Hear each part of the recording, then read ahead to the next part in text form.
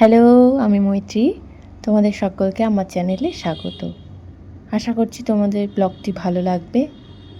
ভালো লাগলে অবশ্যই প্লিজ সাবস্ক্রাইব আর লাইক করে দিও। তো যাই হোক, সকালে উঠেই তো প্রথমে রুটিন মতো সকাল 6টা সাড়ে 6টায় উঠে গেছিলাম।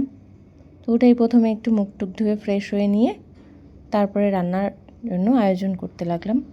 তো তোমাদের তো আগের দিন দেখিয়েছিলাম যে ডুমুরটা কেটে রেখেছি, তো সেটাই বানিয়েছি পরের দিন। তো কালকে সিম্পলই ছিল, যা গরম পড়েছে এখানে বেশিক্ষণ রান্নাঘরে থাকাই যাচ্ছে না। তো কালকে লাঞ্চের মেনুতে সিম্পলই ছিল, ডুমুর বানিয়েছিলাম আর বানিয়েছিলাম ডুমুরের সবজি, তার সাথে ছিল আম ডাল আর আলু সেদ্ধ আর ডিম বয়েল ছিল, ব্যাস এইটুকুই। আর হ্যাঁ, তার সাথে স্যালাডও ছিল, তো ওটা তো ডেইলিই থাকে।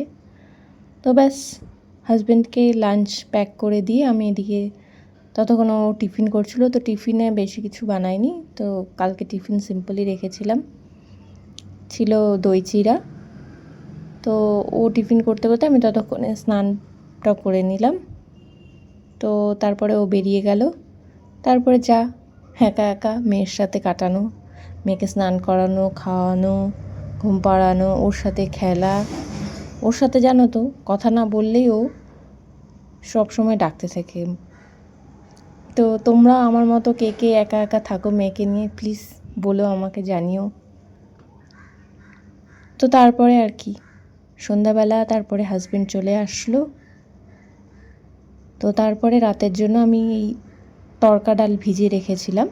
তো হাজব্যান্ড মোটামুটি রাতে রুটি খেতেই ভালোবাসে, কিন্তু এই গরমে রুটি করাটাও চাপ, তো তাই ভাতই করি মাঝে মাঝে। তো যাই হোক, তো এদিকে তড়কা ডালটা আমি বানিয়ে নিলাম। বানানোর পরে এদিকে দেখছি প্রচণ্ড ঝড় বৃষ্টি হচ্ছিল। তো তারপরে তড়কা বানিয়ে নিলাম।